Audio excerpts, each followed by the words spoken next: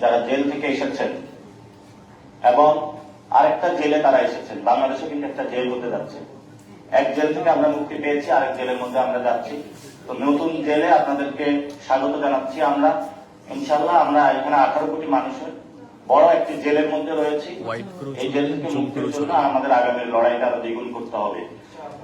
প্রিয় সাংবাদিক ভাইরা, আপনারা যারা জেলে ছিলেন আপনাদের জন্য অনেকে দোয়া করেছে, অনেকে প্রার্থনা করেছে। বিশেষত ডক্টর ইউনূস স্যার এটা নিয়ে খুবই সিরিয়াস ছিলেন, অনেক উপদেষ্টাও কাজ করেছেন, আমরা তাদেরকে ধন্যবাদ জানাচ্ছি। সাথে সাথে আপনারা খুবই লাকি পার্সন, আপনাদের বিশেষ করে যারা ওয়াইফ ছিল তারা আপনাদের উপর হাল ছাড়ে নাই। প্রত্যেকটা বারান্দা তারা ঘোরাফেরা করেছে, প্রত্যেকটা জায়গায় তারা গিয়েছে, আপনাদের আজাদির জন্য, মুক্তির জন্য তারা লড়াই করেছে। এবং এখানে যারা সামনে আছে তারাও দিনরাত পরিশ্রম করেছে আপনাদের মুক্তির জন্য।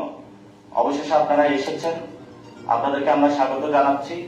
এবং ওই দিন আমি যখন শহীদ মিনারে নামাজ পড়তে গিয়েছিলাম, শহীদের জানাজার নামাজা, তো ওনার মাথাটা হলো অর্ধেক খুলি ছিল না, চাপাতি দিয়ে কোপানো হয়েছে।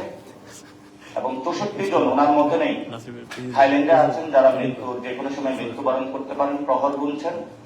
এবং ওনার ওয়াইফের সাথে কথা হলো, ওনার ওয়াইফ আমাকে জানালো যে তার 3টা সন্তান আছে। এতদিন হসপিটালের বেডে বাচ্চাদেরকে দেখাইতে পারতো যে এটা তোমার বাবা, তো বাচ্চারা বলতো বাবার এই অবস্থা কেন, বাবা কি কথা বলবে না? তো উনি তারপরেও বললো যে আমি তো বাচ্চাদেরকে দেখাইতে পারতেছি, কিন্তু কয়েকদিন পরে তো আমি দেখাইতে পারবো না।